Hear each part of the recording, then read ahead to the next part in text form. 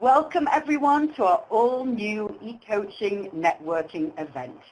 E-coaching has taken the stage, not only fostering real-time networking, but also assisting our members through focused topics to move the needle professionally through live events hosted by our VIP NAPW members who are professional coaches. We couldn't be more excited to be offering you more networking and professional development opportunities in 2017.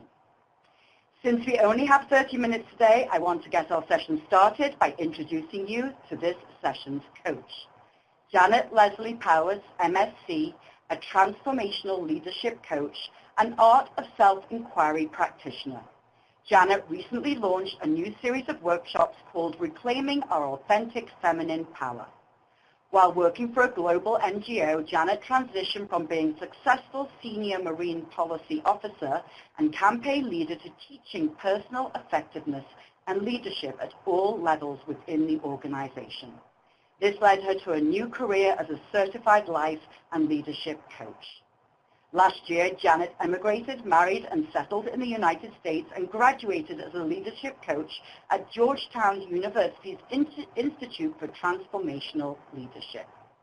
Janet is now based in the DC metro area and specializes in coaching leaders in nonprofit organizations and clients outside the workplace who are dealing with personal challenges. Janet gives back as a pro bono coach registered with the Women for Change community, a community of support making coaching accessible for all women. Janet likes to call out the authentic feminine power in her clients because she believes this is much needed in the world right now. Janet is also an active member of the Washington, D.C. chapter, and I was fortunate enough to meet her in person last October at our local chapter leadership workshop in D.C. Good afternoon, Janet. Hello, Louise. It's great to be here.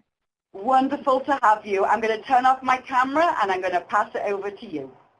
Okay, thank you very much. It's great to be here as a coach because anyone who's a coach will tell you it's, what we're here for really, and what gives us joy is helping everyone be their best selves. And so to reach so many of you at once is a real joy today. Now before I go to the first slide, just let me say I'm going to be unashamedly referring to some notes to my left because I really want to give you a fast and juicy presentation and get as much information into this as I can. We're going to be looking at what authentic communication is. We're also going to look at why we as women tend to hold back from our authentic communication, and I'll give you some tips and tricks to help you speak out authentically, claim more respect for yourself, and to be seen and heard as your best self. Now on some of the slides I've added people and books and videos, so if you want to delve into this some more after this webinar you'll be able to, so just have a pen and paper ready if you want to do that. Okay, so what is authentic communication? Ideally it's speaking with our mind and our heart aligned as much as we can. It's speaking from our true self and not denying our true self and what we really want to say. We're not holding back. This could mean not holding back on a new idea, maybe some facts and figures that no one else knows in your workplace, or simply offering our genuine opinion and our genuine selves. And there is an art to communicating authentically, and we're going to look at this today. Authentic communication is not about being reactive. It's not about being angry or blaming or shaming others, however much we might feel it's their fault. So let's just look at this briefly before we move on. If you feel angry, upset, or any other negative feeling towards someone else, and you want to tell them about it, which is much better than bottling it up, first breathe. Take a pause. Notice your reaction, but try not to let it out as anger, or definitely don't blame the other person if you can hold yourself back from doing that. Simply be authentic about how you're feeling and express that, and find an apropos time and place to do it. For example, if you're disappointed that your boss did not give you a raise, you can say to your boss, I'm feeling disappointed that you did not give me that raise. You're not actually accusing the boss of anything, and you are avoiding the conflict, but you are expressing authentically. Now I've got to get to the next slide. Okay, so where do we as women tend to hold back in the workplace? In our team, in a group, if we're serving on a board, in a meeting with our boss. Oh, and here we come with our first poll. So I'd love to know from you, you know, where do you think that you might hold back the most? Let me see. Okay, it's going up already, and we'll have a check back on that poll in a minute. We may feel when we're in a meeting we're not seen, not heard, or perhaps we were disrespected in a male environment. And we're less likely to lean in. We're less likely to raise our hand at the table. We're less likely to hold our hand up for as long as a man at the table until we are heard. So I see that quite a lot of you occasionally come out of a meeting with something that you've left unsaid, which can be really frustrating. So let's see what we can do about that. What we need to know first is why we hold back. So we often decide for ourselves before we take any action that we may not, it may not be worth us speaking out. As women, we tend to assess ourselves, and unless we're perfect, we will hold ourselves back and not speak out, whereas the male gender seem to be generally more confident and generally not so afraid of speaking out. And yet we could be creating fabulous opportunities for ourselves if we do speak out. And just a couple of facts and figures. This was a report which came out in 2016. Today, less than 5% of Fortune 500 companies are led by female CEOs, so we have yet to break through many glass ceilings. And the percentage of women executive officers has remained the same, has remained flat around 14% since 2010. So we've got some work to do, ladies.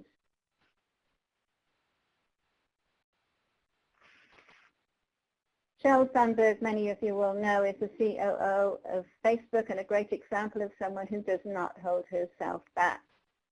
And she's observed while we are in the workplace, we do not give our all and we're not making the most of our gifts and skills.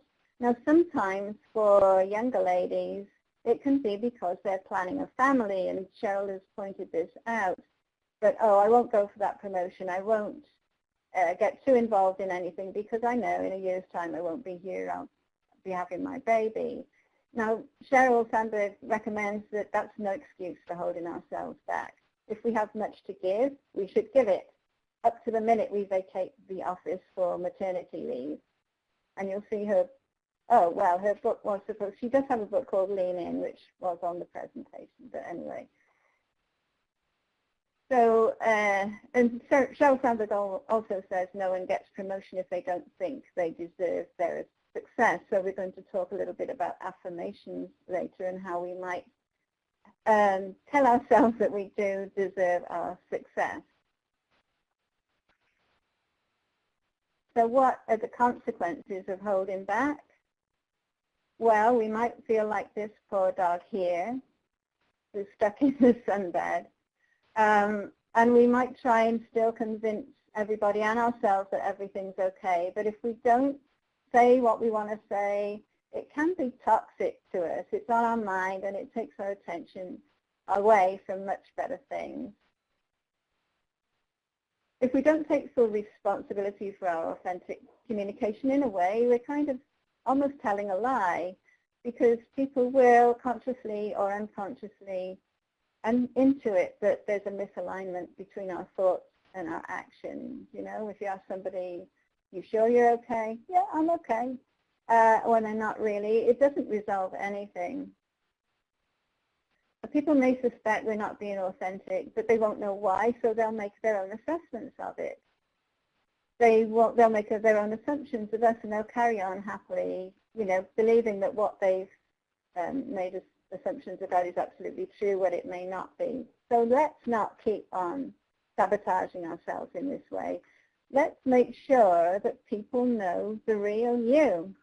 And let's make sure that our bosses and our colleagues know that we have concerns that need addressing, that people know we have exciting new ideas to contribute, and they know that we like promotion, or we would like promotion, or we want to go for a new job offer. It feels so much better, wouldn't you agree, if we're giving the best of ourselves? Okay, let me move to the next slide. So before we move on to tips and tricks, I wanted to help you also to think about listening authentically, because listening authentically is part of communicating authentically. And also, it's kind of like a magic wand, actually. If you want someone to listen to you, listen to them. For a start, if we listen as a priority, we'll be much better equipped to relate to the person we are talking with. We will have invited out their authentic communication. We will better understand where they're coming from. This is especially true if we can be open and accepting of their view as a valid one as well as ours. Even if we don't agree with it, at least receive it and say, okay, give them a chance. Stephen Covey, the author of The 7 Habits of Highly Effective People, said, seek first to understand and then to be understood. Make sure you know where people are coming from before you pitch your idea or voice your concern. And believe me, it will be an investment. So I encourage you to be open when listening. Once people have heard you and they've spewed out what they want to say, then you can be sure they're going to be much more open to what you want to say. I think there's another poll about this coming up. But if I give you an example, if you listen to somebody, check that you do understand them by saying something like, let me make sure I understand what you said. Let me repeat that and check with you that that is really what you said before I, let you know what I want. Okay. So how can we help ourselves to feel more confident and speak out? If we want people to truly know us and to see us, and must work to believe in ourselves. We must do everything we can to believe we are worthy of potential success and believe we do have much that is worth contributing. Okay, so here's the poll. Oh, good. So do you consciously ask questions, and do you listen deeply to another already? Are you in a habit of doing that? I know I'm not always, but sometimes I am, and I do try to be. As a coach, obviously, in that setting I am. But sometimes we're all too eager to give each other, to give others our point of view and not listen to them. So it is a conscious practice, and it really does open doors for you. And I see that 47% do it frequently, about half do it sometimes, and nobody says they would never have thought to do that, so that's good news. Okay, so we have to believe that we've got something that's worthy contributing, and we have to be confident about this too. So let's look at some ways we can be more confident in ourselves. And the first one we're going to look at is body language. We can use body language to help us feel more confident. And Professor Amy Cuddy, that you see there in the bottom right-hand side in her TED Talk, she's done quite a bit of research on this. And those poses that you see actually change our body chemistry. You can see 3 power poses here, and confident people who feel powerful and optimistic, they usually expect to win. They take more risks, and they're known to having high testosterone, the dominance hormone, and lower levels of cortisol, the stress hormone. Powerful, effective leaders also have high levels of testosterone and low levels of cortisol, so they're not stress reactive. So the wonderful news is that we can change this chemistry in ourselves. In her lab, Amy Cuddy, asked people to deliberately take on high power poses or low power poses, and after they practiced them for just 2 minutes, their testosterone level had increased by 20%, and their cortisol level, their stress level, had decreased by 20%. So this is well worth trying. Now the first pose is famously known as the Wonder Woman pose. If you're about to go into a challenging meeting or perhaps an interview and you need some more confidence, find a secluded place, like the restroom is fine, in a cubicle is fine, and practice this pose for 2 minutes. The second one is how many athletes automatically look immediately after their win. It's been known as the pride pose. Apparently, even blind people who have never seen others will do this if they win at something. And athletes do this automatically, but we can consciously do it, and we can change the chemicals in our body and be much more confident when we're about to go into a meeting or an interview or something like that. And then the third pose is very useful if you really want to impose on people and you're at a table in a meeting and you really want to make your point. Okay, so which of these, in the poll, let me have a look.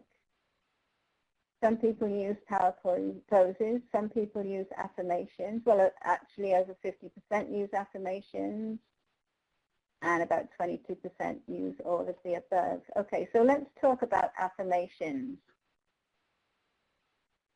I know that many of you will have heard of being familiar about affirmations, and if we want them to work, we must give it our all. We must write affirmations on our mirror, on our phone, carry it around with us, wear a reminder. I've actually got a bracelet on at the moment that reminds me of an affirmation. And here's a book on the slide too, by the grandmother of affirmations, really, Louise Hay. If you see any of her work, it will help you with your affirmations. And one more thing about affirmations. If you give them your all and they still don't seem to be working, then you have an unconscious belief blocking your progress. Notice the yes buts that come up when you make your affirmations and let those yes buts go. If any of you saw Natalie Fikes' webinar, the last e-coaching webinar, she encouraged us to get off our butts and know that you are more than your butts. You are more than your beliefs that are holding you back. So let them go and go with your affirmations. And of course, I'm going to recommend to you that you get a coach to help you or a mentor. A coach can help you see much more about yourself than you can see in yourself. And a coach can see your huge potential and help you to find it and be it. You can also find a mentor. Now, a mentor is a little bit different to a coach. A mentor is someone who will give you the benefit of their own experience. So choose someone you admire for the principles they have in their life and the skills. Choose someone who's reached the heights that you want to reach.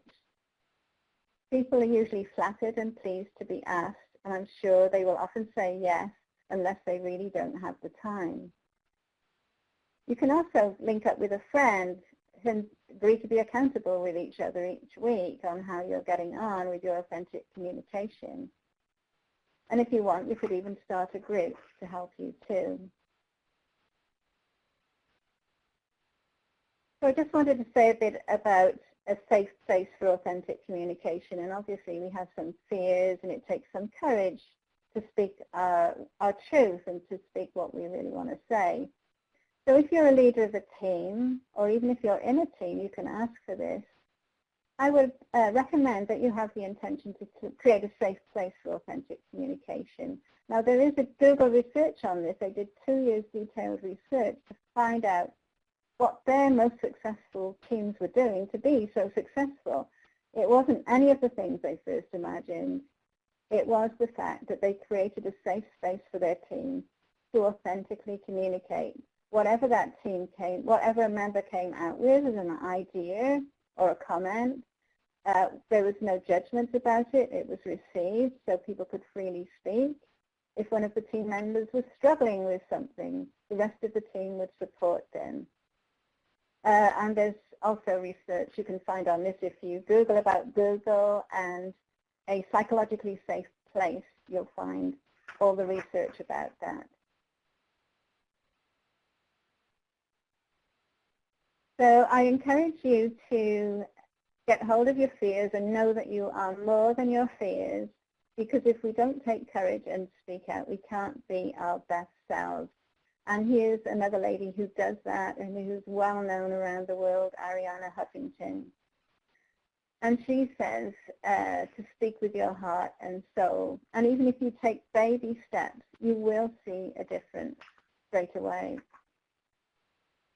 I've raced through this actually a little bit too quickly and got almost to the end ahead of time because I was so eager to give you everything that I had to give. But if you practice authentic communication, you're more likely to give everything you've got to give, and that can feel so much better than holding back and bottling up. It lets your energy flow, and you get what you want, and you can achieve your goals more easily and be your best self in the workplace. So there's just one more thing I want to say. I want to make you ladies an offer before the end of this presentation. If you go to my website, which is there, JanetLeslieBrown.com. Sorry, I beg your pardon, I got married. JanetLesliePowers.com. You'll see that I offer every potential client a free 30-minute consultation. So you can take me up on that offer. But if you're one of the first 4, to either reach me via my email or to comment on this webinar on my website, I'll be happy to give you a free, in-depth 1-hour conversation as a coaching person for you, and it can be on any subject you like. So, hi Louise, I've actually not only kept inside my time, I've got a bit of time there. I don't know if you've seen any questions that anybody wants answered. Well, people are chatting away here. It's wonderful. They're all in the chat room connecting and talking about certain things. I mean, I don't know if we want to just do a quick scroll. We've just got a minute or two just to see if anything pops out here. I know that there's certain people on the webinar today certainly looking for coaches and looking for mentors. And so lots of that conversation going on. So I want to tell the ladies that obviously they can reach out to you if they want to talk more to you about coaching and what you can offer them.